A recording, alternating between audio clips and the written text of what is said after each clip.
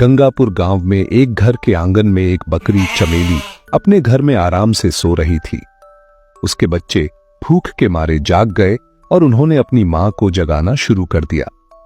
वे बार बार उसे आवाजें देने लगे कि हमें भूख लगी है, मां उठो। चमेली को यह बिल्कुल अच्छा नहीं लगा कि उसे इतनी सुबह जगाया जा रहा है और उसकी नींद खराब की जा रही है। उसने उन्हें सोने देने की जिद की, लेकिन बच्चे जिद पर उतर आए क्योंकि उन्होंने पिछली रात भी कुछ नहीं खाया था। चमेली को अनचाहे ही उठना पड़ा। वह बड़बड़ाती हुई कहने लगी कि ये बच्चे उसे चैन से सोने भी नहीं देते। जब उसने बच्चों से पूछा कि कल लाया हुआ खाना कहां गया, तो बच्चों ने जवाब दिया कि वे खा चुके हैं। यह सुनकर चमेली को गुस्सा आया और कहने लगी कि तुम्हारे पेट तो जैसे कुएं हैं, जितना लाती हूं सब खा जाते हो। आखिरकार चमेली मजबूर होकर खेत में खाने की तलाश में निकल पड़ी।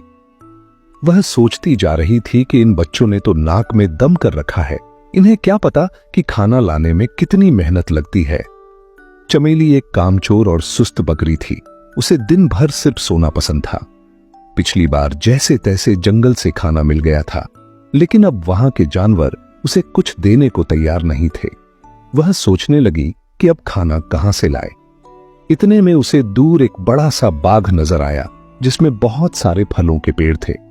वह खुश हो गई और सोचने लगी कि चलो यहीं से कुछ फल ले लेती हूं। जैसे ही वह फल तोड़ने के लिए आगे बढ़ी, एक बैल ने उसे रोक लिया। बैल ने उसे बताया कि ये फल खैरात में नहीं मिलते और अगर फल चाहिए तो कीमत देनी पड़ेगी। चमेली के पास पैसे नहीं थे। उसने बैल से रहम की अपील की और अपनी हालत बताई।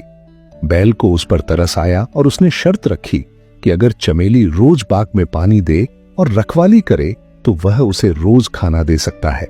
मगर चमेली ने काम करने से इनकार कर दिया और वहां से चली गई। आगे जाकर उसके पैर चलते चलते दुखने लगे। वह थक चुकी थी और कहने लगी कि थोड़े से खाने के लिए कितना चलना पड़ता है।